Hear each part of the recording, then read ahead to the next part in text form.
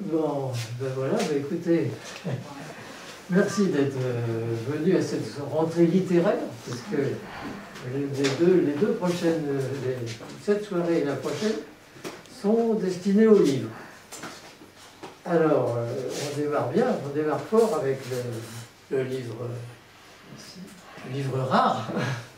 On peut dire livre rare. Et Michel Bouvier a eu la gentillesse d'apporter quelques magnifiques exemplaires.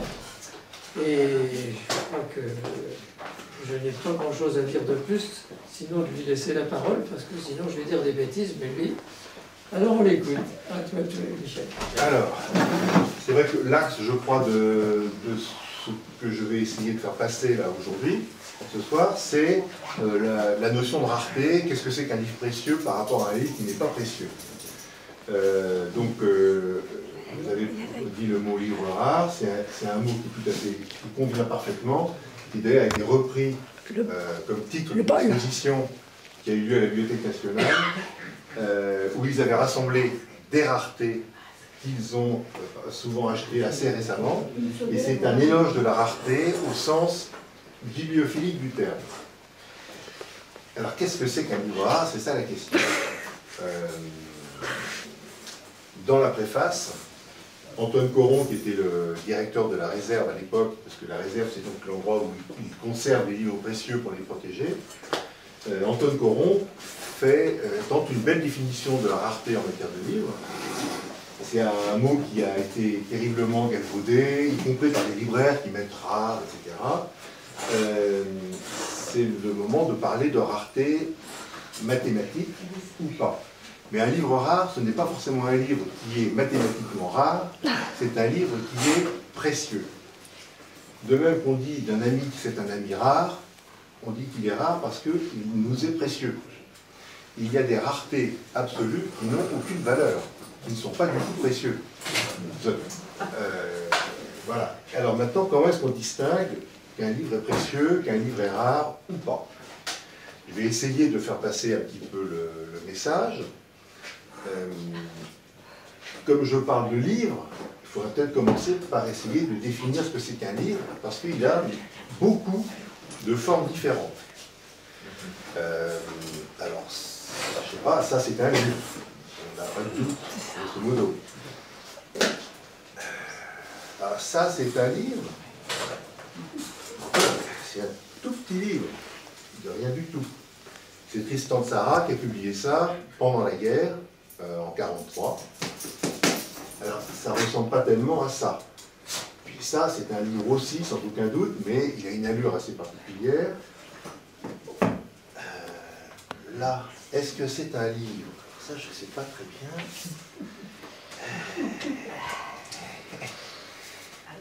C'est un livre ou pas, ça? Non, c'est pas un livre? Alors pourtant, quand vous le pliez, comme on était à l'école, voilà. Là, hop, c'est un livre. Il suffirait ensuite de le confier à un relieur, qui lui donnerait un peu d'épaisseur, ça deviendrait un livre. Alors ce livre-là, il a une tête un peu bizarre, parce que il a été publié par Victor Hugo quand il était donc à Jersey en exil. C'est un texte célèbre de Victor Hugo, et il voulait le faire connaître, et donc il envoyait ça par la poste. Alors, envoyé par la poste, il avait trouvé ce système de faire un truc extrêmement léger et qui se transportait facilement.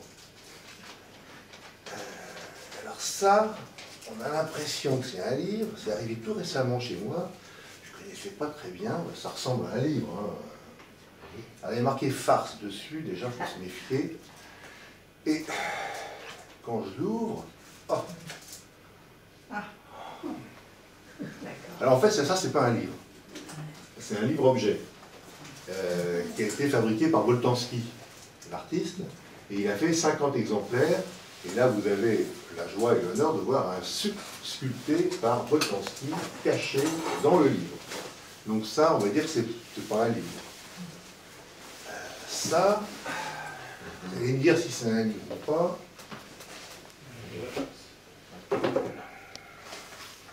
Alors, ça a été relié par un relieur célèbre qui s'appelle Leroux, qui est mort il y a peut-être une quinzaine d'années. Et le contenu de cette reliure, c'est un livre d'un certain Dorny, mais qui faisait des exemplaires différents à chaque fois, avec un texte.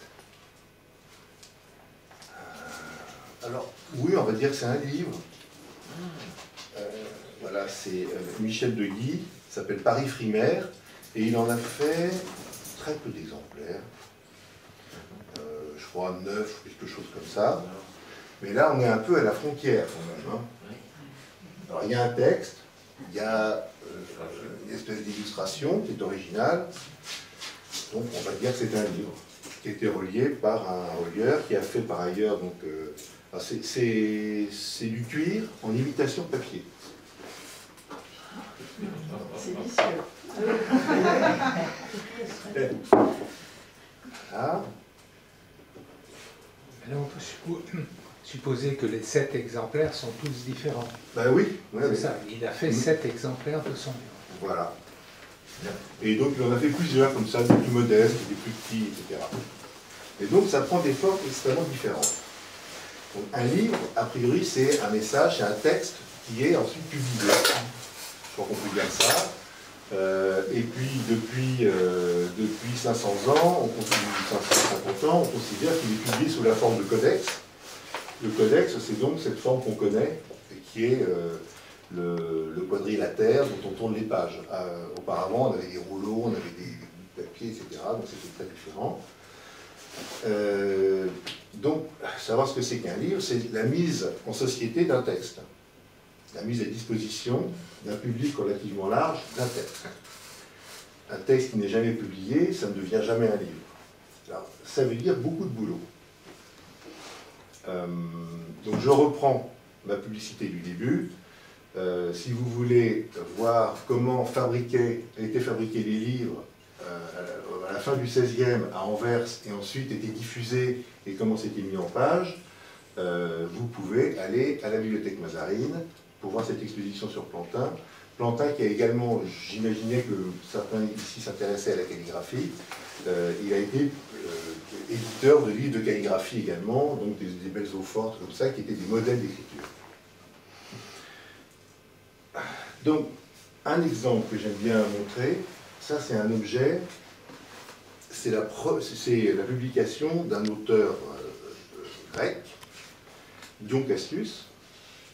Et là, on a tous appris à l'école que la Renaissance, c'était donc aussi la redécouverte des valeurs antiques.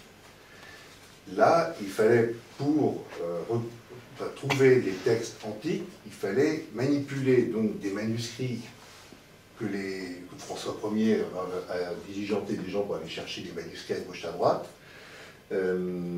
Ces manuscrits étaient sans doute pas très faciles à lire ni à manipuler. Il fallait transformer ces manuscrits qui étaient dans des bibliothèques cachées en Grèce ou ailleurs en un objet lisible facilement par un grand public. Donc on a appris que la Renaissance était un peu ça. Ça veut dire que les éditeurs de ce livre ont fait un boulot énorme. Il se trouve que l'éditeur, c'est Robert Estienne. Ici, je ne sais pas si vous voyez qui est Robert Estienne. La famille Estienne a donné son nom à une école de Paris. C'était un peu les Plantins français, de même qu'à Venise, il y avait les Aldes, qui sont devenus célèbres. Bon, c'est les grandes dynasties d'imprimeurs qui étaient... Alors, les officines d'imprimerie, ce n'était pas juste un endroit où on imprimait, c'était un endroit où les gens venaient, étudiaient, mettaient en forme les manuscrits qu'ils voulaient publier, et pour donner un objet lisible. Cet objet lisible, vous voyez qu'il est tout neuf, bon, ça n'a pas bougé. Robert Estienne a fait faire un caractère grec spécial pour le rendre plus lisible. Quand vous regardez un livre comme ça, vous voyez le nombre de caractères qu'il a fallu fondre pour fabriquer ce livre. Donc c'est le travail, l'accumulation du travail de savants qui lisaient des trucs qui ne devaient pas être faciles à lire, de typographes qui arrivaient à aligner les caractères les uns après les autres, moi je serais incapable, en très grande quantité. Auparavant, il a fallu faire les caractères, les fondre, etc. Et puis, une fois les feuilles imprimées, ça a été confié à un relieur qui a fait un boulot assez merveilleux. pour on a en héritage un objet qui est comme il était à l'époque, comme il a été perçu à l'époque, et assez solide. Voilà, ne craignons pas trop, ça peut craindre les chutes et l'humidité, mais mon métier, c'est aussi de maintenir la préservation de ce genre d'objet, avec respect, etc. Mais si vous voulez le manipuler, c'est possible, tout à l'heure ou maintenant. Celui-ci avec respect. Voilà. Celui-ci est de quelle année? 1550, 1548. Ah, pas mal. Voilà. Et c'est donc le fruit d'une énergie énorme. Voilà. Un tas de gens ont... L'histoire du livre, c'est une matière en soi, qui a été étudiée très longuement, depuis le XVIIe d'ailleurs. Gabriel Naudet, qui était le bibliothécaire de Mazarin, de la Mazarine, a été un grand théoricien, justement un grand chercheur de livres, de textes, etc. Il a publié un guide pour dire comment il faut constituer une bibliothèque. Donc la constitution des bibliothèques, ça a également toute une histoire. Après, au XXe siècle, de nombreux savants se sont penchés sur l'histoire des livres, et il y a eu des bouleversements, des regards différents, des optiques différentes, des perspectives différentes. Il y a un héros en France sur l'histoire du livre au XXe siècle, c'est Henri-Jean Martin, qui a été directeur de l'École des Chartes à un moment donné, et qui a publié, quand il était jeune homme, en 1958, un livre qui s'appelle « L'apparition du livre ». Et dans la foulée de l'École des Annales, il a jeté un regard totalement différent sur l'histoire du livre. On a cessé de regarder le livre comme simplement un texte, mais comme un objet commercial qui, dès la base, a été intégré dans une logique économique, puis il a analysé avec les statistiques, d'où ça partait, où ça allait, dans quelle bibliothèque, etc. Je vous parlais donc du livre de Yann Sordet qui vient de paraître sur l'histoire du livre et l'édition. Il est dans cette lignée-là, il revisite justement l'histoire du livre avec toutes les découvertes qu'on fait tous les ans par le travail d'archives, et c'est tout à fait passionnant à mes yeux. Il y a eu une belle exposition aussi au Musée des Arts et Métiers qui s'appelait « Les trois révolutions du livre », un catalogue très intelligent et qui aborde le tournant Internet évidemment. On a également une pointure en histoire du livre en France qui est Roger Chartier, je ne sais pas si ça vous dit quelque chose, professeur au Collège de France, et lui, il a axé ses recherches sur l'histoire de la lecture, de montrer qu'un livre qui n'est pas lu, grosso modo, n'existe pas. Et ces livres existent encore aujourd'hui parce que justement, ils ont une histoire de lecteur, que ce soit à la base ou à l'arrivée encore. Donc c'est tout un champ d'études dans lequel on se plonge, enfin nous, libraires ou bibliophiles ou bibliothécaires, et ce petit milieu bibliophile, bibliothécaire et marchand se côtoient, échangent, et finalement créent une espèce de champ d'études sur les livres. Il y a des modes. Alors, je vous ai parlé de la Bibliothèque nationale qui a fait ce catalogue de livres rares. Ils en ont fait d'autres, qui s'appelle « En français dans le texte », qui était une réponse à un livre qui a fait beaucoup de bruit dans notre milieu. C'est une exposition qui a été faite à la British Library il y a à l'aise 50 ans, sur les grandes avancées de l'esprit humain à travers justement une sélection de livres qu'ils ont faites. Voilà, vous avez évidemment Ptolémée, Copernic, Newton, et puis des textes littéraires importants, des textes qui ont eu des influences. Je crois qu'il y a même Mein Kampf là-dedans, parce que c'est un livre qui a eu des conséquences qu'on connaît. Et donc en réponse d'ailleurs à ce printing très anglo-saxon, tardivement, la Bibliothèque nationale, poussée par quelques collectionneurs, a fait cette réponse qui est en français dans le texte, qui met en avant justement tous les textes importants publiés en France, dont certains avaient été oubliés ici, et ça en avait vexé certains.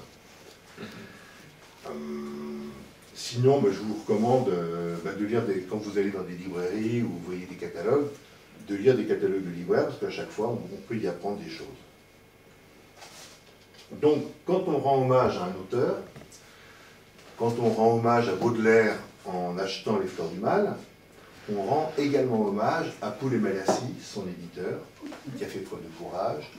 On rend hommage au typographe de Poulet-Malassis, qui devait affronter la maniaquerie de Baudelaire pour ce qui est de la mise en page.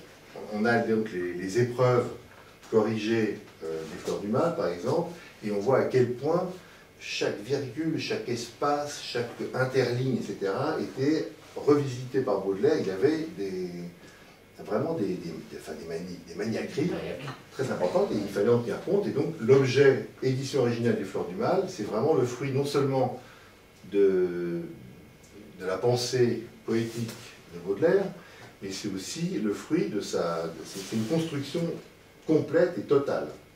Et ça distingue ce Fleur du Mal-là du Fleur du Mal qu'on peut lire en livre de poche, évidemment. Donc, vous savez comment appeler Baudelaire? Il appelait Poulet-Malassis. Ça, j'ai oublié. Il appelait Coco Malperché. C'est ça. Oui, mais il avait des sauts d'humeur, Baudelaire.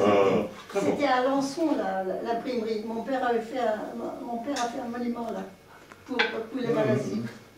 Coco Malperché.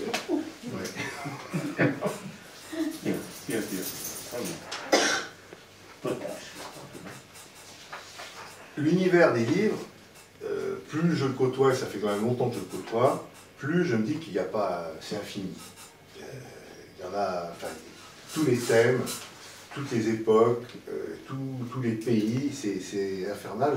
Régulièrement, je vais voir des bibliothèques où je vois des livres que je n'avais même pas idée.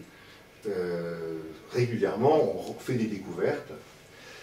Il y a une petite découverte anecdotique que je trouve amusante, que je peux vous raconter. À l'école aussi, on a appris l'affaire des placards au 16e, pendant les guerres de religion. Et ce placard qui a provoqué, donc, qui a eu des conséquences terribles dans l'histoire de France, qui avait été collé sur la porte de la chambre du roi, on ne l'avait jamais connu. On ne connaissait des reproductions, on connaissait le texte par des gens qui l'avaient reproduit, mais on n'avait jamais vu l'objet. Et ce n'est que relativement récemment, je crois dans les années 40 ou 50, qu'un restaurateur de livres s'est mis à restaurer un livre ancien, 16e, et dans les plats, là, ça c'est des plats de lieu, en carton, là c'est en bois, mais c'est la plupart du temps en carton, les cartons avaient été fabriqués avec des placards, le placard en question, plié, collé, qui formait carton. Et on l'a découvert comme ça. Donc il y a encore des découvertes à faire, très amusantes. Les thèmes. C'est infini là aussi.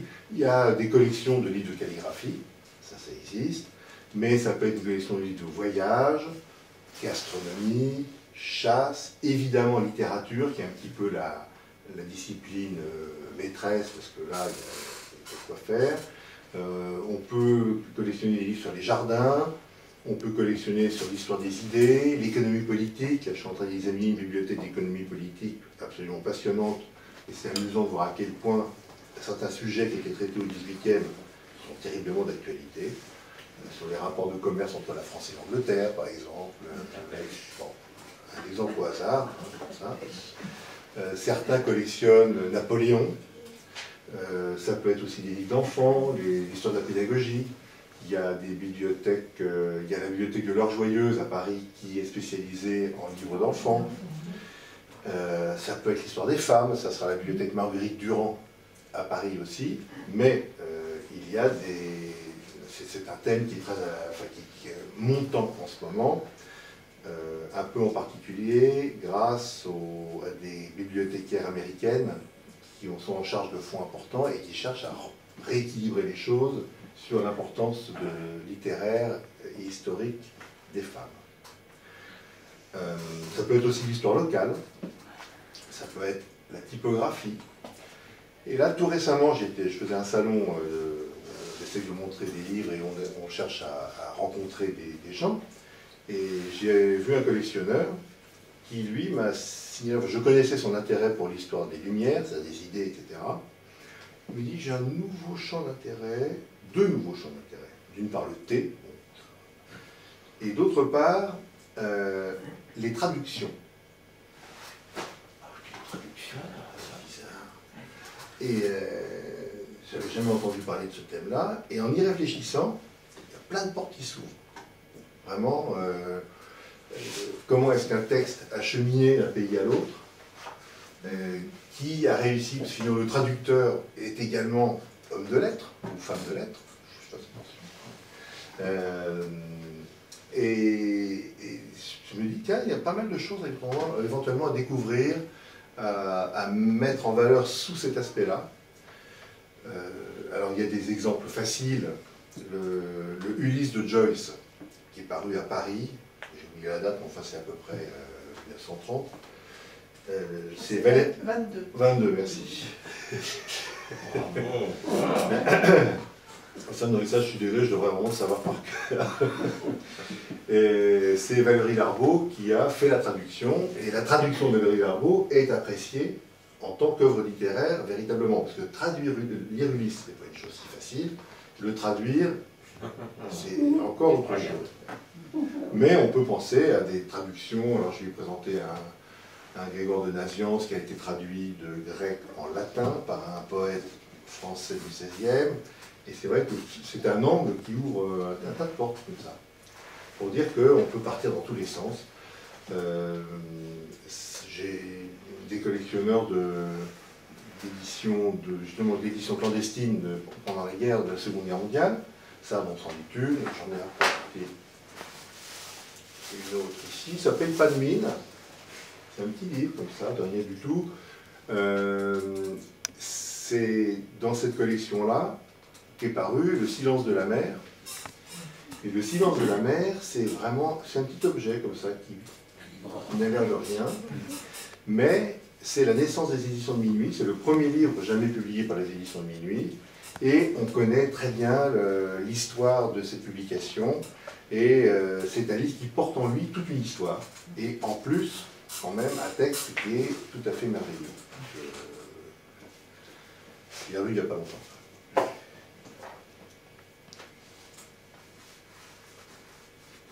Il y a également un phénomène intéressant dans l'histoire du livre, donc ce qui influence l'aspect du livre et qui influence aussi le charme que le livre peut porter, c'est l'histoire de l'illustration.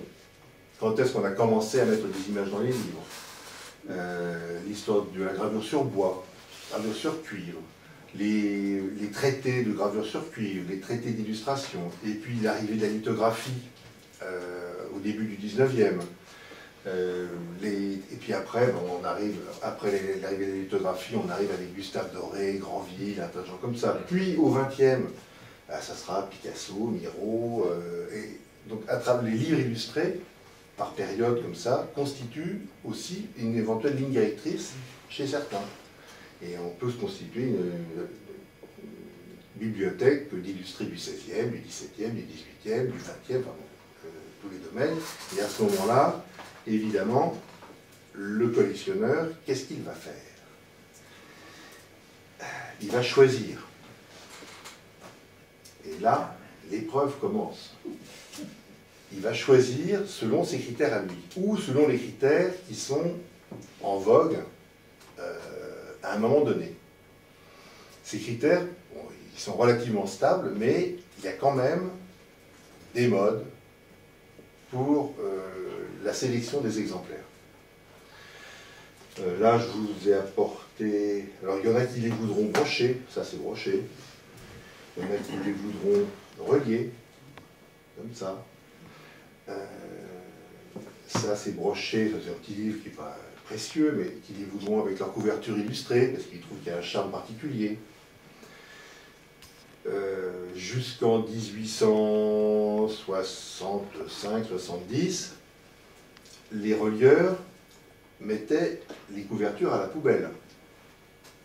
Et donc il y a une partie du livre qui, grosso modo, disparaissait. une partie du livre qui parle un peu, parce que ça fait partie intrinsèquement du livre, tel qu'on le conçoit aujourd'hui. Pour le relieur de 1820, c'était juste une annonce, une protection, et quand il reliait le livre, tout ça, ça partait à la poubelle. Il y a donc une histoire de la pratique qui intervient aussi, et quand on connaît cette histoire-là, ça aide à dater une reliure. Un Fleur du Mal avec couverture, eh ben, a priori, il n'est pas dans une reliure strictement contemporaine, parce que cette pratique de conservation de couverture est postérieure. Un Fleur du Mal dans une reliure postérieure avec les couvertures conservées sera préféré à un exemplaire des Fleurs du Mal en reliure postérieure sans les couvertures. Et donc, dans tous les domaines, il va y avoir une hiérarchisation des exemplaires.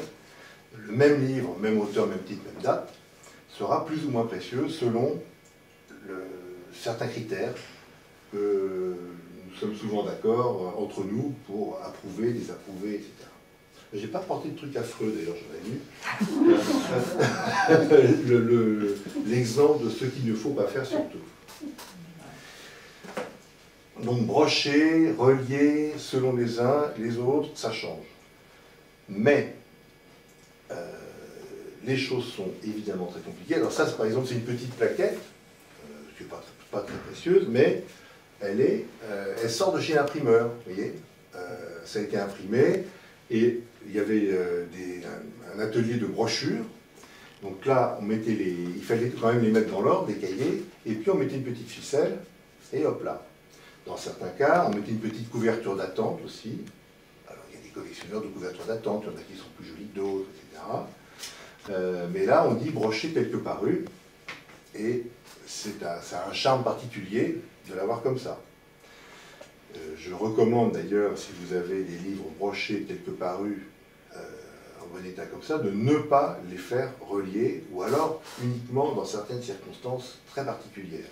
Et si on veut protéger un livre précieux broché quelque paru, on peut lui faire une petite boîte, et comme ça rentre dans la bibliothèque.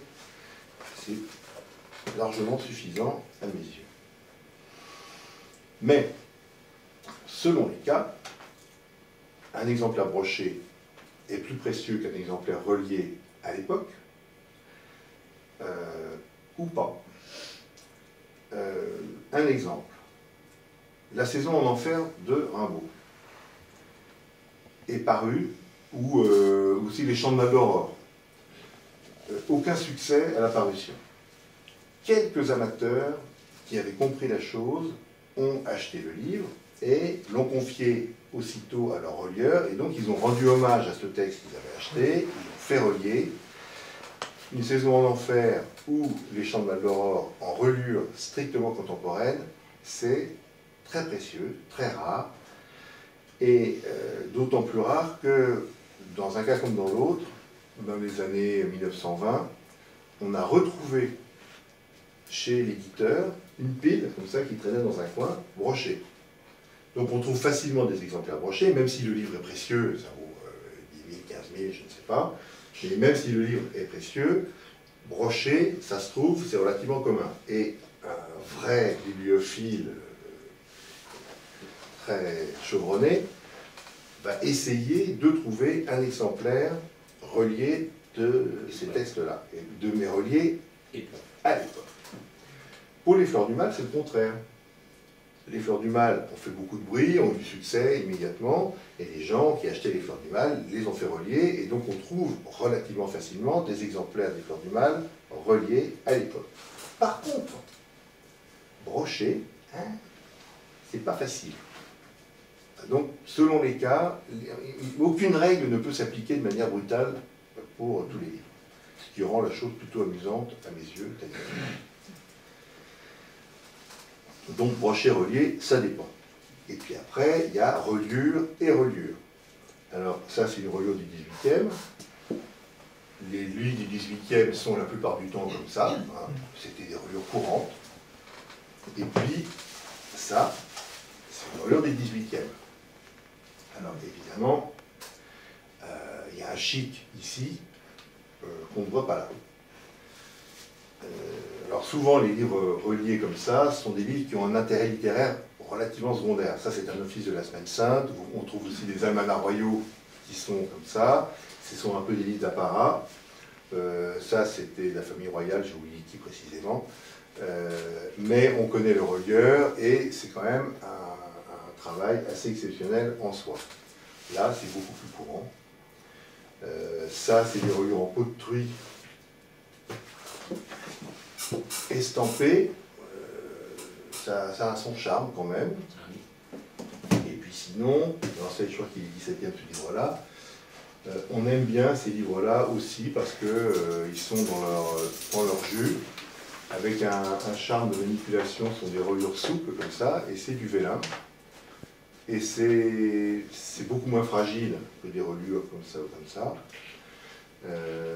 On en retrouve comme ça. Et il y a certains textes qu'on aime beaucoup trouver dans cette condition-là, parce qu'on parle donc de condition. La condition, c'est relier de telle manière, relié à l'époque, pas à l'époque, etc. Donc la condition, c'est le sort qui a été donné au livre. Et il ne faut pas confondre avec l'état, parce que la condition X, après, il y a les dommages collatéraux Y. Donc on parle de condition et d'état. Ça, ce sont des critères. Parmi les autres critères de sélection, il y a toujours dans l'histoire de l'exemplaire, parce que donc ce dont je parle, ce sont à chaque fois des exemplaires, parce qu'on trouve des exemplaires différents de chaque livre. Plus ils sont vieux, plus ils ont une histoire qui les a influencés, changés. Il y a des amateurs d'envoi. Alors, un envoi, c'est par exemple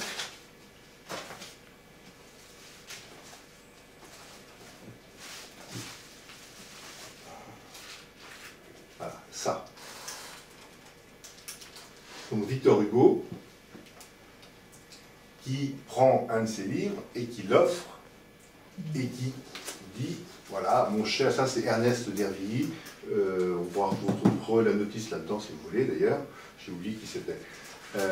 Mais cet exemplaire-là, évidemment, a une histoire qui est un peu plus touchante, parce qu'on sait que Victor Hugo a pris la peine de prendre sa plume et de l'offrir à quelqu'un, et il y a souvent des raisons pour lesquelles les gens offrent à quelqu'un. Ça peut être des raisons, ça peut être pour les flatter, ça peut être pour leur demander de l'argent, ça peut être pour un tas de raisons différentes, ou ça peut être un signe d'admiration terrible, voilà. Il y a un envoi que j'aime bien montrer, c'est un livre qui vaut vraiment pas grand-chose, hein. Mais, donc un livre des années 1980, Castoriadis, homme engagé politique, etc. Et ça vient de la bibliothèque d'un autre engagé politique, qui s'appelait Claude Lefort, qui était trotskiste, qui avait fondé avec Castoriadis Socialisme et Barbarie, je crois, qui était dans les années 60. Et puis ils se sont fâchés. Mais Castoriadis, publiant ce livre-là, se sent quand même obligé de l'offrir à son ex-pote Lefort. Et il a sorti une dédicace magnifique pour Claude par stricte civilité. Alors ça, si vous écrivez un livre et qu'un fâcheux que vous n'aimez pas du tout veut vous demander une dédicace, vous pouvez reprendre ça. Alors là, il y a une rareté terrible. Donc ça, à chaque fois, un exemplaire raconte une histoire. Et comme me l'avait soufflé un monsieur chez qui j'ai appris un peu de métier, il me dit, notre métier, c'est d'enchanter les livres. C'est-à-dire de provoquer un enchantement comme ça. Et là, il y a un enchantement, ouais, j'ai découvert ça avec beaucoup de plaisir, et ça m'a plongé dans un état d'excitation particulier. Le sujet, c'est Voltaire et Madame du Châtelet. Donc ça m'a obligé de réviser un tout petit peu l'histoire de Voltaire, l'histoire de Madame du Châtelet. Voltaire et Madame du Châtelet ont été amants pendant 8 ans, je crois, un truc comme ça, à partir de 1733. Et à ce moment-là, Voltaire venait de publier un livre qui n'était pas vraiment approuvé et qui l'obligeait à se faire discret. Madame du Châtelet, qui habitait un château en province, à Cirey, l'a convié, et donc il s'est réfugié au château de Cirey pendant ces années-là. Et pendant qu'ils étaient au château de Cirey, Madame du Châtelet, qui était un peu une femme de science, qui étudiait les sciences avec beaucoup d'attention, a publié un livre à l'intention de son fils, et ça s'appelle « Les institutions de physique ». Voilà. Institutions de physique, on ne voit pas le nom de Madame du Châtelet, mais on sait que c'est elle. C'est un livre, alors c'est un livre qu'on peut trouver, hein, c'est pas un livre d'une rareté absolue, ça vaut un peu d'argent de toute façon, mais et puis l'exemplaire est vraiment très très joli.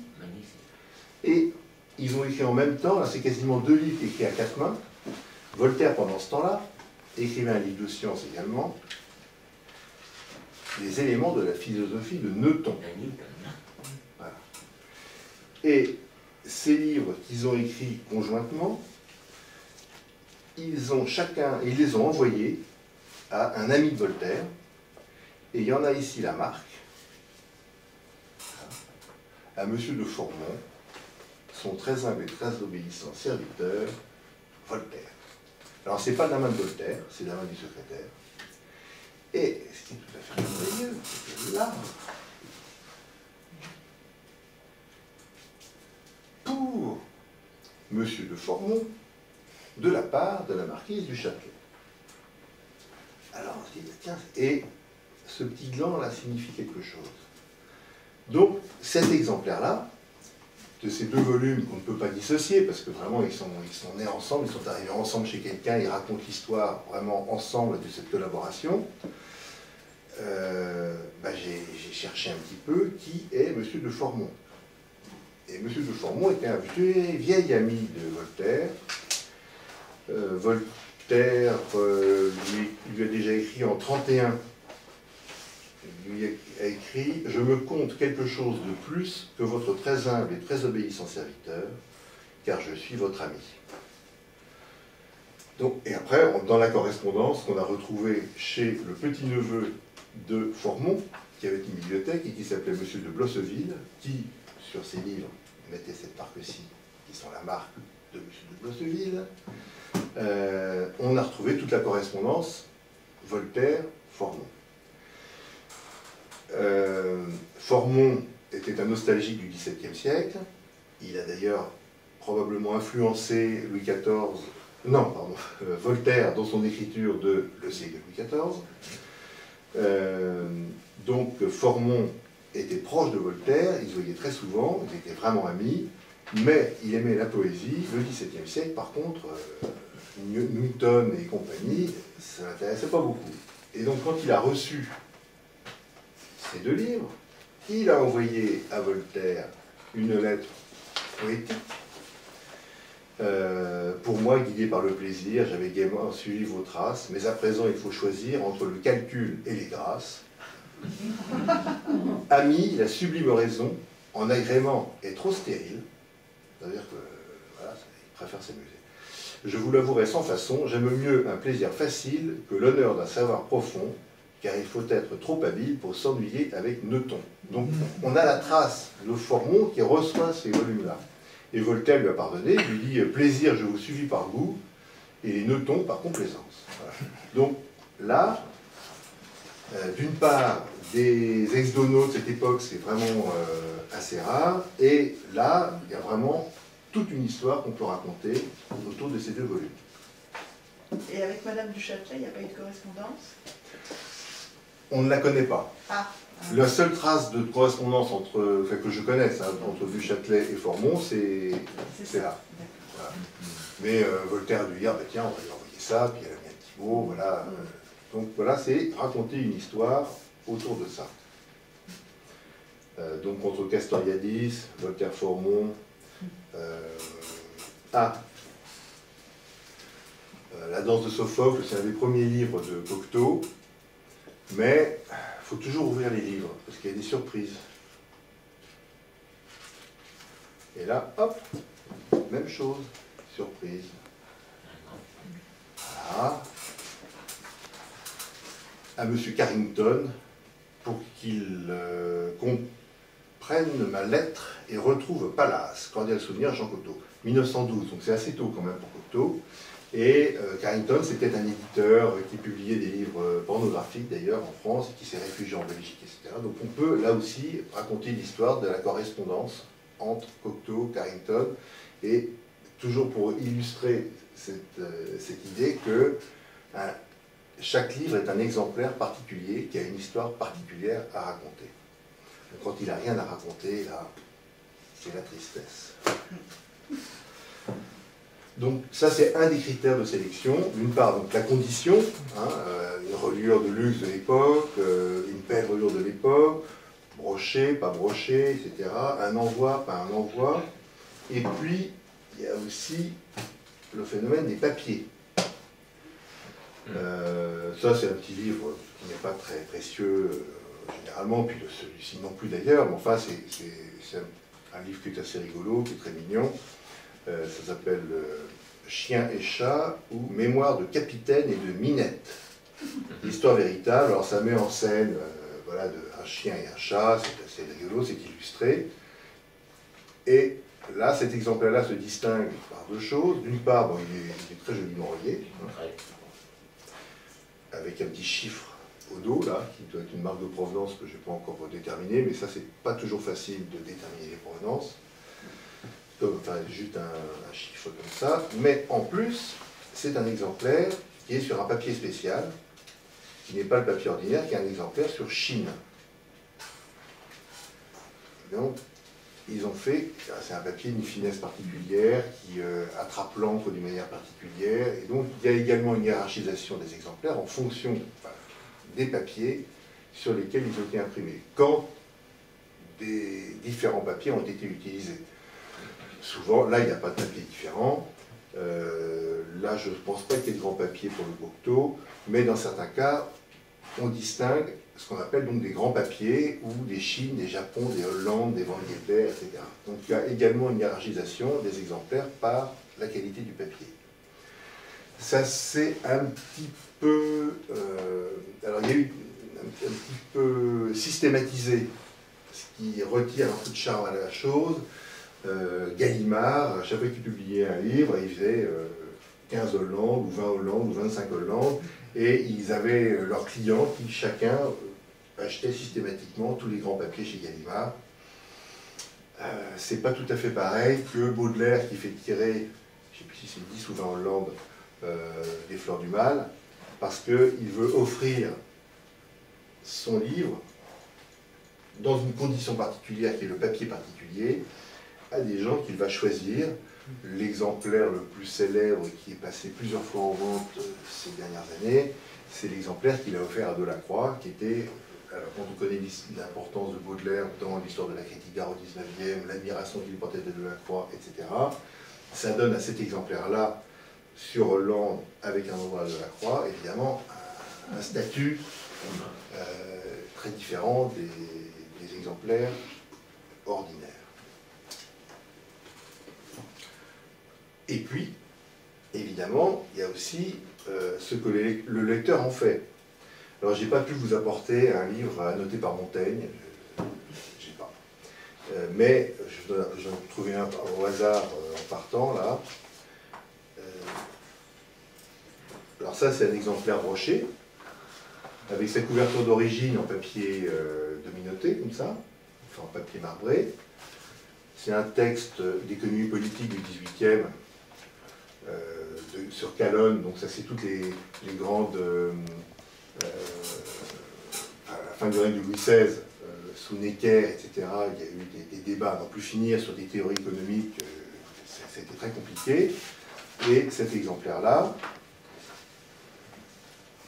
il a été interfolié, c'est-à-dire que le type a fait mettre des feuilles de papier blanc au milieu pour pouvoir y intégrer ses propres commentaires.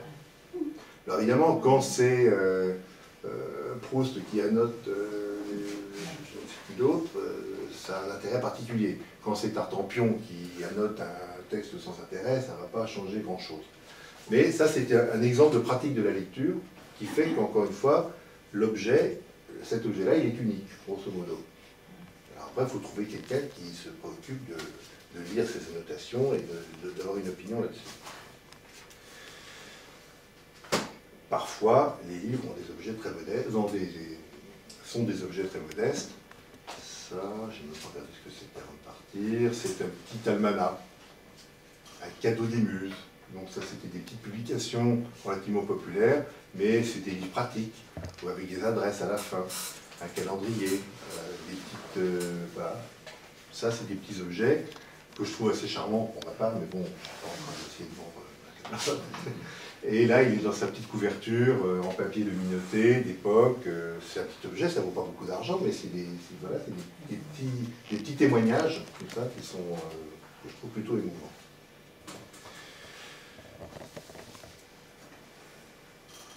Alors, je n'ai pas regardé l'heure. On ne la voit pas passer. Pardon ? On ne la voit pas passer. Oui, merci. Je ne vais pas tenir comme ça pendant 15 ans d'ailleurs. Non mais c'est bon.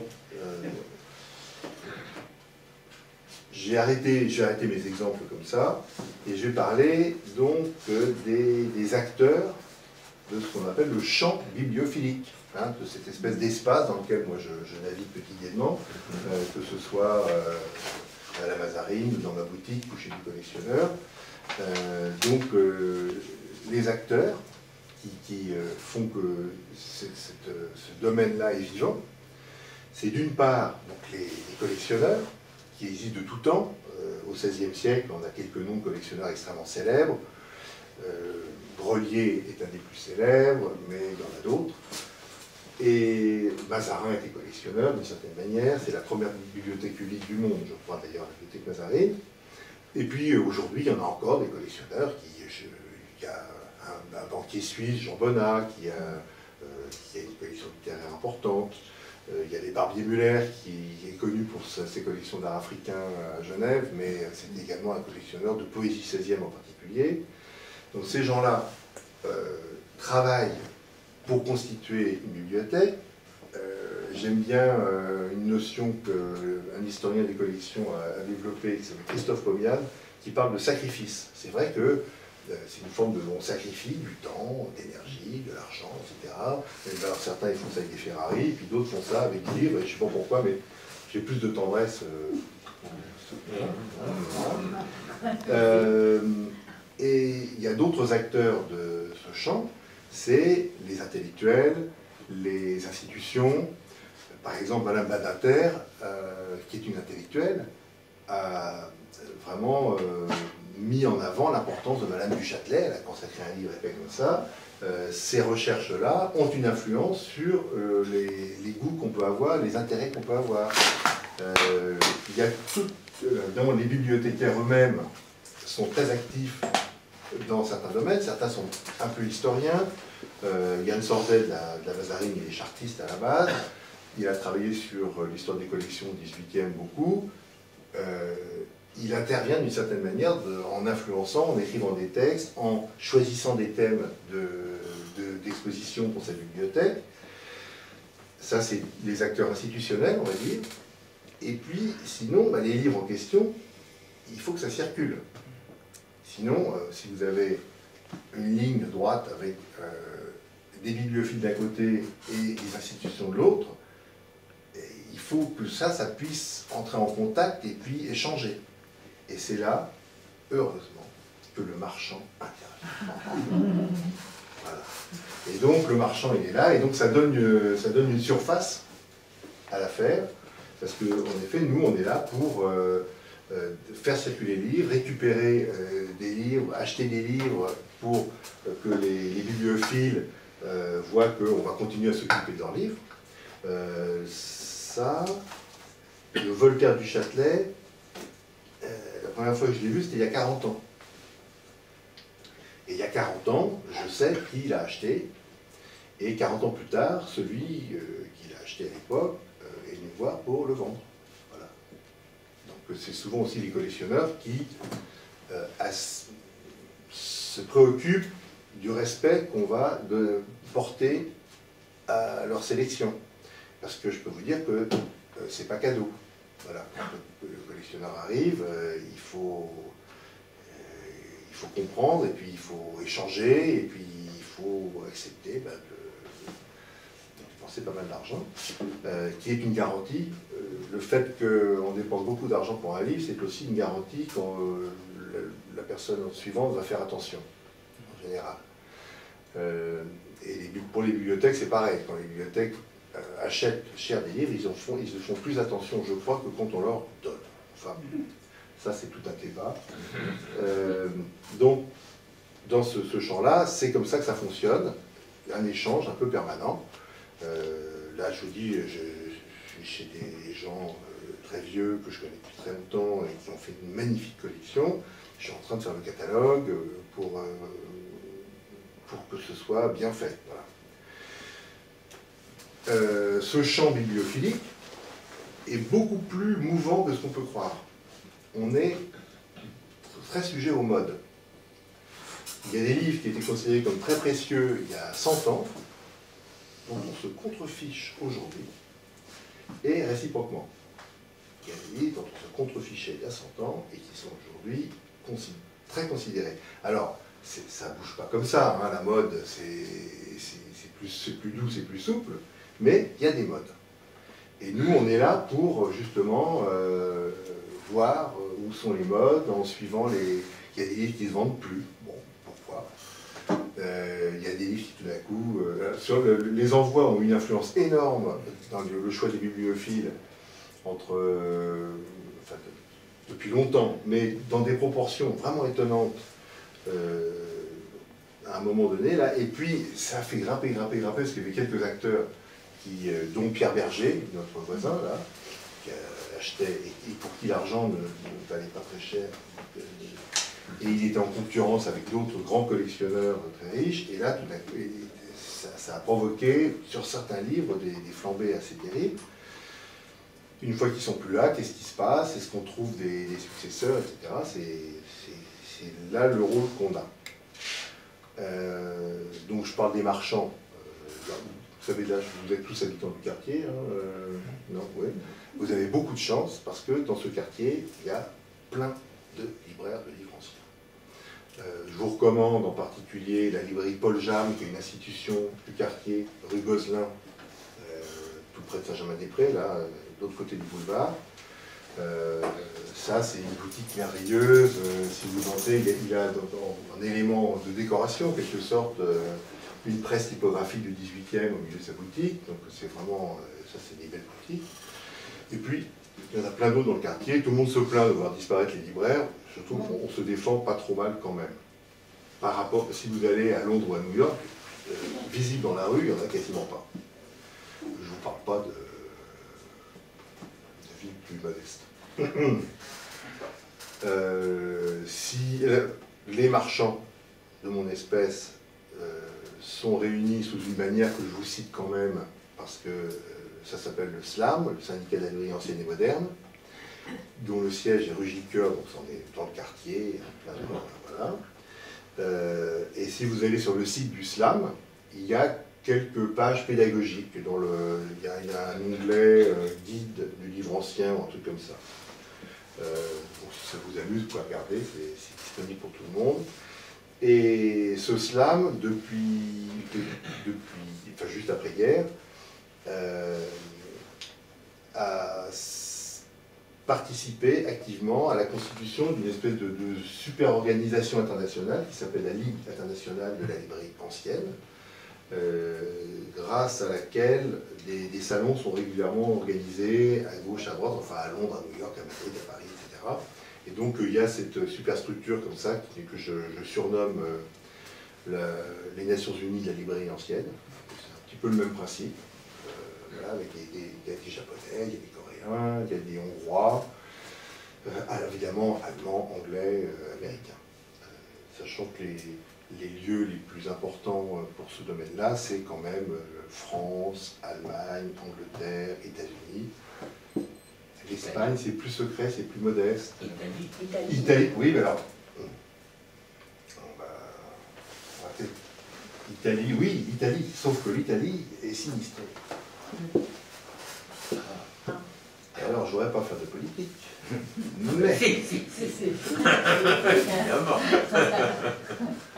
on se dit, tiens, Berlusconi, après tout, pourquoi pas, hein, on met un clown à la tête de l'État, puis ça va amuser les fous. Le Berlusconi en question était un homme pas très recommandable quand même, hein, sur un certain nombre de sujets, et il avait des amitiés difficiles à défendre, en particulier dans le milieu de la mafia. Il était très ami avec un type qui était sénateur, M. Dell'Utri. M. Dell'Utri, sénateur italien, donc, éminemment respectable, aimait beaucoup les livres. Très bien.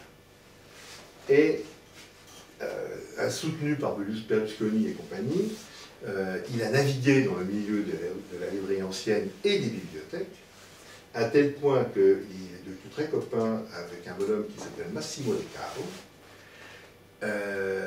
qui est allé obtenir un diplôme, sans doute grand comme ça, assez rapidement et facilement en faisant un petit voyage en Argentine, pour devenir professeur, sans doute, comme ça. Et ensuite, il a été mis à la tête d'une bibliothèque, une des plus anciennes bibliothèques d'Europe, qui est la bibliothèque Saint-Jérôme à Naples. Et M. Massimo De Caro, qui avait des mœurs également extrêmement légères, même si c'était un type intelligent et bibliophile, hein, et il a vidé la bibliothèque Saint-Jérôme. Pas totalement, mais ce qui était bon, il l'a sorti. Ça a des conséquences dramatiques. Parce qu'évidemment, tout d'un coup, le scandale explose. Le gouvernement italien s'affole. Et pour empêcher la fuite de livres précieux, met en place des lois qui font que les libraires italiens ont énormément de difficultés à travailler normalement depuis l'Italie. C'est pourquoi il y en a qui sont installés à New York, d'autres qui sont installés à Londres, etc. Donc l'Italie, en effet, c'était merveilleux, mais en ce moment, on n'est pas au top. Mais on n'a pas trop... Nous, en France, on a un problème aussi. Voilà. C'est Aristophile.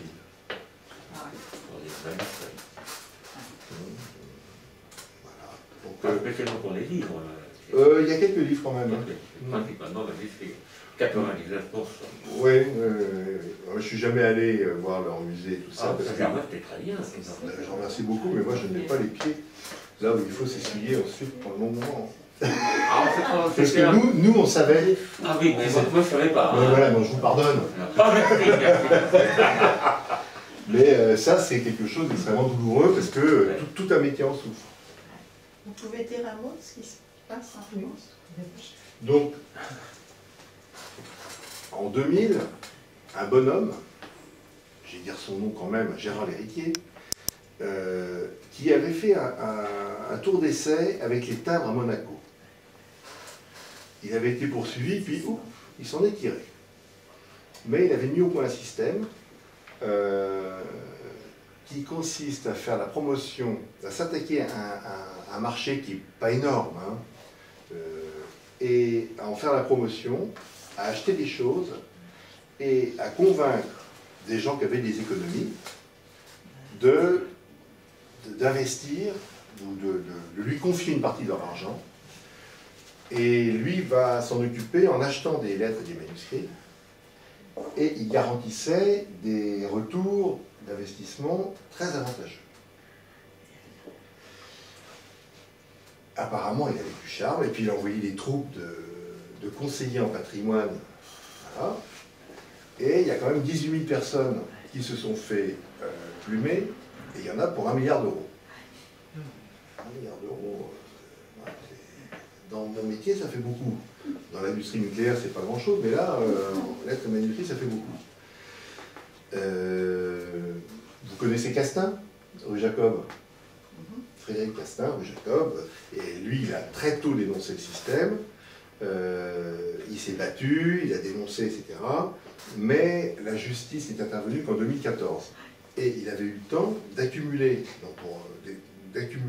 130 000 documents, en faisant gonfler les prix pendant qu'il agissait. Et puis après, bon, enfin, la police est intervenue, ils ont tout fermé, etc. Le procès n'a toujours pas eu lieu. Et les maisons de vente aux enchères qui vendaient à M. Lhéritier maintenant s'occupe de vendre la marchandise de M. l'héritier, ce qui n'est pas bête, comme ça il gagne dans un sens et dans l'autre. Merveilleux. Et ça provoque des troubles. Ça provoque des interrogations chez certains collectionneurs, voilà, c'est pas bon, quoi. Parce qu'après, on est assimilé à des escrocs, c'est pénible. Voilà ce qui se passe pour Aristote. Et qu'est-ce qu'il est devenu, ce monsieur? Oh ben il coule les jours tranquilles. Il est attaqué, il a été inculpé d'escroquerie en bande organisée, et avec certains de mes confrères, et sa fille, et le comptable. Alors je ne vais pas dire les noms parce que là je risquerais embêté, mais il y a des gens dans le quartier qui ont vu un peu de confiture comme ça, ils sont pas résistés, ils sont mis là-dedans. Donc il a donné 2 millions d'euros pour retrouver sa liberté. Une petite caution, ça c'est rien. On a le droit de faire ça. Oui, il y a des émotions. Et il est retourné dans sa villa de Nice. Donc les choses se passent.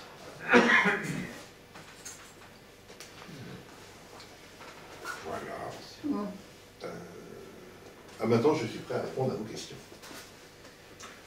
Bon, c'est pas une question, hein, mais enfin, j'ai été profondément vexé, remarquable, mais profondément vexé quand même par votre énumération des thèmes de collection. Ah Oui, car depuis que j'ai arrêté mon activité professionnelle, je me suis mis, et aucun, je me suis mis dictionnaire, il y a médecine. Dictionnaire, atlas, et Bible. Vous n'avez cité aucun de ces trois. Alors, apprenez. Alors, j'ai dit livre de voyage, hein. Ah ben, atlas quand même. Alors bon, les atlas c'est un peu lié. Un peu lié, oui, c'est vrai. Dictionnaire, c'est passionnant. Ah oui, oui. Vous connaissez le site du Dicopathe? Non. C'est alors. Un site qui s'appelle le Dicopathe. Il m'envoie des messages tout le temps, il n'arrête pas de faire des notices sur des dictionnaires, je ne sais pas s'il les accumule, mais c'est pas facile. Dicopathe, vous connaissez votre excuse-nous, s'il vous plaît. Je l'ai plus dans. Bon, alors, donc, c'est facile à relire. Bon, les Bibles, il y a une bibliographie sur les Bibles d'Arlo and Maul, vous la connaissez? Non plus. Mais par contre, j'ai acheté une Bible récemment, à peu près 700 pages, inclinables, 1400. Mais elles ne sont pas. Alors, c'est le même Mandarine, donc, mais les pages ne sont pas numérotées. Ah bah oui. C'est incroyable. Alors, comment faisait le typographe pour mais alors, il y a à peu près 1100 pages, 550 feuilles. Oui, parce que alors, mon métier, c'est porter des cartons. Et j'ai le dos cassé. 2, compter les pages. Parce que dans mes catalogues, vous verrez que je dis que les livres sont garantis complets. Alors pour garantir qu'il est complet, il n'y a qu'une chose à faire, c'est d'y aller. Mais alors, on collationne. Celui-là, il est paginé? Il est paginé. Ah, il est paginé. Mais quand ce n'est pas paginé, et quand on a un doute, parce que de temps en temps il y a des erreurs de pagination, alors on fait la collation par signature. Collation par signature. La signature, là je suis au cahier BB, BB1, BB2, BB3, BB4, toujours la signature. Et puis, quand on arrive à la moitié du cahier, parce que donc ça détermine un cahier, l'imprimeur imposait ses trucs, et puis après il le disposait en cahier, et les cahiers étaient ensuite cousus pour être reliés et former le livre. Et après le cahier BB, je pense qu'on va trouver le cahier CC. Ah ben oui, c'est bien, oui.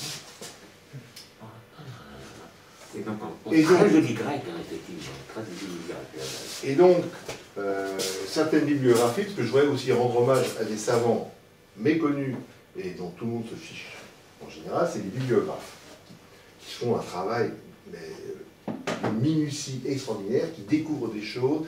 On est encore en train de découvrir des choses sur la fabrication de la Bible du Gutenberg. Et là, ça s'appelle la bibliographie matérielle, que les anglo-saxons ont beaucoup développée. Roger Chartier, que je citais tout à l'heure, passe beaucoup de temps à la Folger Library, où ils ont le plus grand nombre d'éditions de Shakespeare d'époque, qu'ils accumulent, on peut dire c'est complètement idiot. Ils en ont déjà 10 exemplaires, on va acheter un 11e exemplaire. Chartier adore ça parce que lui, il va comparer. Au fur et à mesure de la fabrication du livre, il y a des changements. Et on arrive à déterminer, tout d'un coup, à découvrir des choses. Parce que vous savez qu'on ne sait rien sur Shakespeare et on ne sait absolument pas ce que Shakespeare a écrit. Par contre, on sait ce que l'imprimeur a imprimé sous le nom de Shakespeare. Mais c'est tout. Shakespeare est un mythe, alors il y a un tas de théories là-dessus que vous connaissez, je pense, beaucoup. Quel est le nom de l'organisme? Le Dicopate. C'est pas un organisme, il y a un site, hein, je pense. Dicopate, Paty, comme oui, c'est la THE, oui. Merci. Donc, voilà, population par signature. Je vous ferai un examen. Et vous savez qu'à la Mazarine, il y a une Bible du Gutenberg. Écoutez, la Bible est là, mais on ne peut pas la consulter. Hein. J'ai demandé de consulter l'équivalent de 1479. Ils ont commencé à mettre le numéro 31. 31, c'est à 2 mètres du bureau du surveillant. Ouais. Ah, parce que... Mais ils ont raison. Et puis après, il a dit coup de téléphone, ah non, impossible, trop précieux. Alors donc, il est entièrement numérisé, effectivement. Et d'ailleurs, l'exemplaire, entre parenthèses, dégueulasse. Hein. Mouillé. Les bibliothécaires ont eu beaucoup d'ennuis avec des visiteurs indélicats.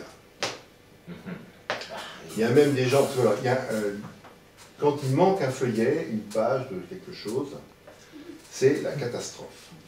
Le livre est totalement dévalué. Il y a des gens malhonnêtes qui achetaient des livres auxquels il manquait le feuillet C2. Ils le savaient, donc ils l'avaient bon marché. Puis après, ils allaient dans une bibliothèque, ils commandaient le bouquin, puis ils prenaient le feuillet C2, puis ils rendaient le livre. Finalement, les manutentionnaires, ils ne vont pas collationner les livres à chaque fois. Hein. Donc, il y a un tas d'histoires un peu tristes comme ça. Je ne vais pas en parler trop longtemps, parce que c'est pas trop le sujet. J'étais étonnée que vous n'ayez pas des gants blancs pour vos livres anciens. Ouais, normalement.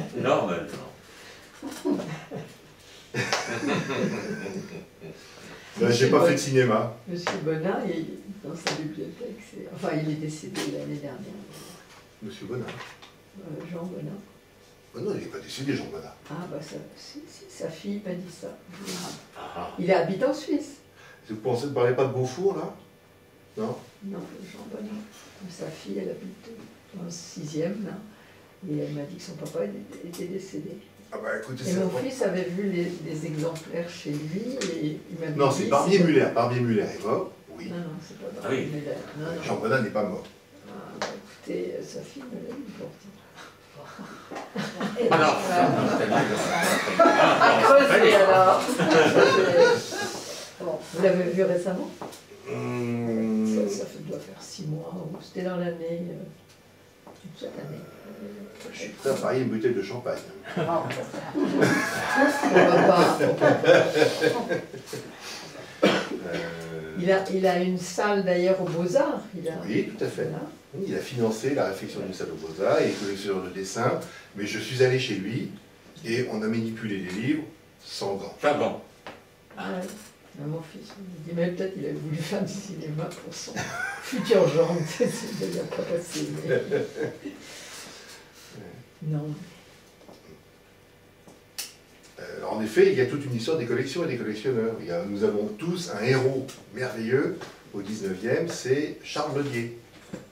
Il y a eu une influence, et il y a eu une influence sur qu'est-ce qui est désirable, pas désirable. Il a fait des notices très amusantes.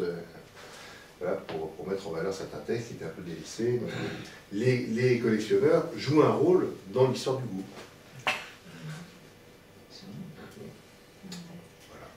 Et quand vous disiez, je vais faire le catalogue pour ce couple, j'étais étonnée qu'on sache que les gens avaient comme... parce que par exemple, quand il y a des expositions, les musées empruntent des livres des collectionneurs. Mais comment on est au courant de ce qu'ils ont chez eux? Donc vous faites... c'est eux qui demandent à avoir un catalogue ou... Comment ça se passe pour que... Bah là, j'ai des relations amicales avec ces gens depuis longtemps. Non, mais d'une façon générale, comment on sait qu'ils sont tous connus, les collectionneurs? Oui, parce qu'ils... Non, moi j'en connais certains, mais je ne les connais pas tous. Ils sont plus ou moins secrets. Alors la caricature du collectionneur qui a ses trucs dans son coffre, qui ne veut rien montrer, etc., ça existe, mais c'est beaucoup plus rare que ce qu'on dit. Et quelqu'un comme Jean Bonnat, justement, montre ses livres, prête ses livres, a fait publier des livres, Passage d'encre, publié chez Gallimard, c'est fondé sur l'analyse par un homme de lettres d'une partie de la collection des littéraires de Jean Bonnat. Et c'est un livre, enfin, j'ai trouvé ça merveilleux de lire ça. Pour ses dessins aussi, il a fait publier oui. Un très beau livre. Berger n'était pas d'un apport très facile. Enfin, tout le monde savait que Berger achetait des livres. Barbie Müller aussi. Et puis, il y a pas, alors, le roi de chez Lagardère, lui, ne cache pas ses collections. Il a même fait une exposition, ainsi que Bonnat d'ailleurs, d'une sélection à l'Arsenal. Je peux vous citer un autre type de collectionneur alors, qui a également fait une exposition d'une partie de ses livres à l'Arsenal, Georges Vigarello. C'est un sociologue historien qui publie au Seuil et qui publie beaucoup, spécialiste à la base dans l'histoire du sport, l'histoire du corps, l'histoire de l'hygiène, l'histoire, le sentiment de soi, etc.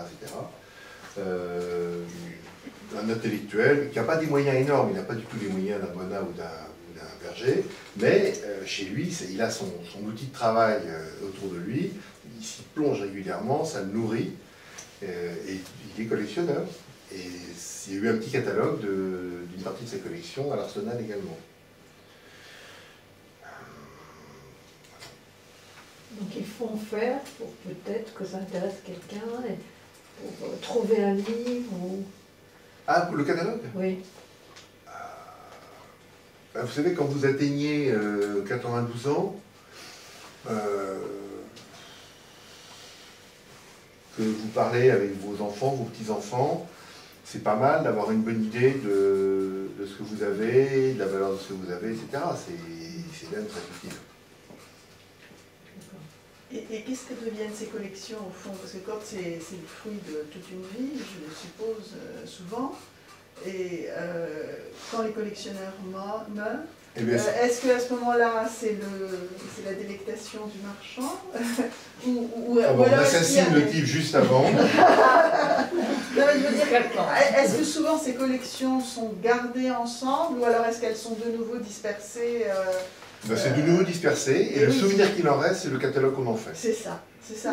Souvent, là, sur une autre histoire, d'une institution qui va devoir se dissoudre par nécessité, voilà. Mais le catalogue est fait, et le souvenir de cet ensemble restera par le catalogue, et puis après, c'est impossible de trouver quelqu'un pour racheter tout en bloc. Alors là, c'est déjà arrivé. Ou des institutions. Mais alors d'abord, le gouvernement français s'y prend dans la pied très souvent. Je suis désolé de dire ça, mais c'était le linguiste, là, j'ai oublié son nom, c'est du Méril ou du Mésil, je ne sais plus. Du Mésil. Du Mésil. Oui, du Mésil, il a voulu donner sa bibliothèque, personne n'en voulait. J'ai encore eu un exemple que je ne peux pas citer là. Une personne qui voulait donner sa bibliothèque à une institution, ça aurait été parfait là. On a dit merci beaucoup, ça va nous encombrer. C'est pour ça qu'il y a des collections. Alors, il y a des cas qui ont fait un peu la une des journaux, les archives dits de bord qui sont partis aux États-Unis, là-bas il n'y a que. Les Américains sont un peu plus vaillants sur ces sujets-là. Et à ce moment-là, on fait un catalogue et puis tout d'un coup, on négocie au mieux pour que tout le monde soit content, pour défendre les intérêts des vendeurs et puis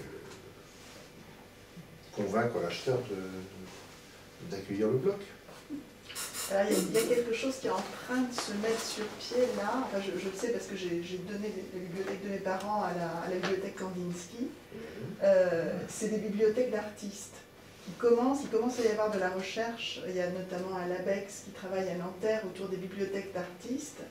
Mais là, ce qui est intéressant justement dans la discussion que j'ai eue avec Didier Schulman, qui à l'époque était encore le directeur de la bibliothèque Kandinsky, c'est qu'il y avait, alors c'était intéressant, il y avait des revues, par exemple la revue Horizon, qui est une revue d'art et de littérature anglaise de 1940, que ma mère avait collectionné, enfin n'avait pas collectionné, avait acheté, lisait, et puis avait annoté. Il se trouve que cette revue est assez rare, donc ça les intéressait au titre des numéros qui étaient effectivement très rares, qui étaient diffusés par Charlot, vous connaissez sûrement l'histoire de Édouard Charlot, qui était un type extraordinaire à Alger. Et en même temps, c'était intéressant parce que c'était des numéros qui étaient annotés, donc ça avait aussi le statut de manuscrit parce qu'ils étaient largement annotés.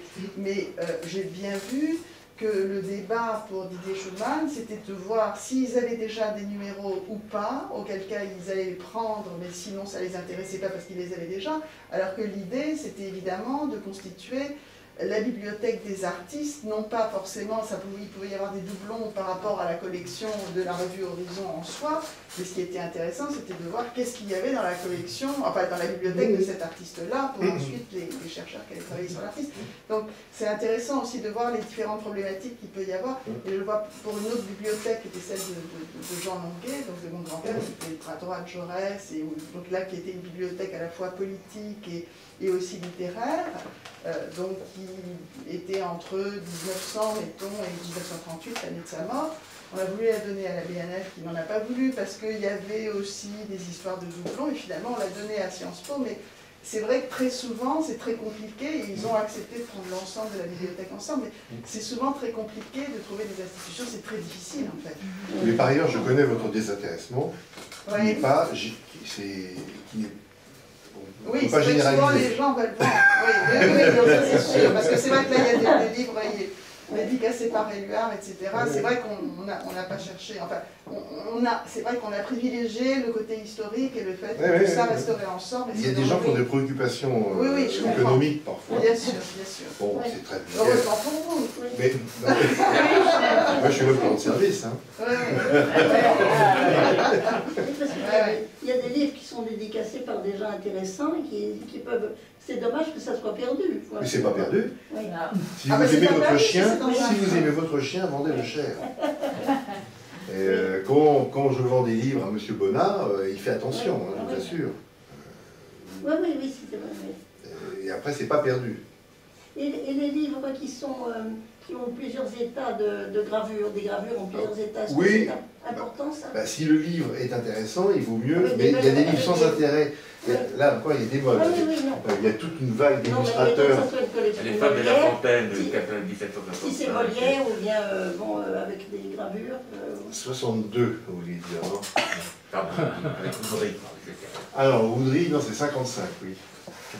62, c'est les fermiers généraux, oui, oui. La Fontaine d'Oudry. Il y a plusieurs. Il y a plusieurs états des gravures d'Oudry. Oui, tout à fait.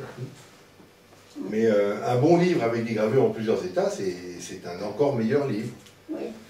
Et il y a aussi sur papier japonais, mais des paginations de couleurs, des paginations rouges aussi. J'en ai un exemple, j'aurais pu l'apporter, mais je n'ai pas fait. Vous avez apporté beaucoup d'exemples. Hein? Oui. Pour ceux qui sont rentrés dans la boutique. Oui. S'il n'y a plus de questions, on va applaudir.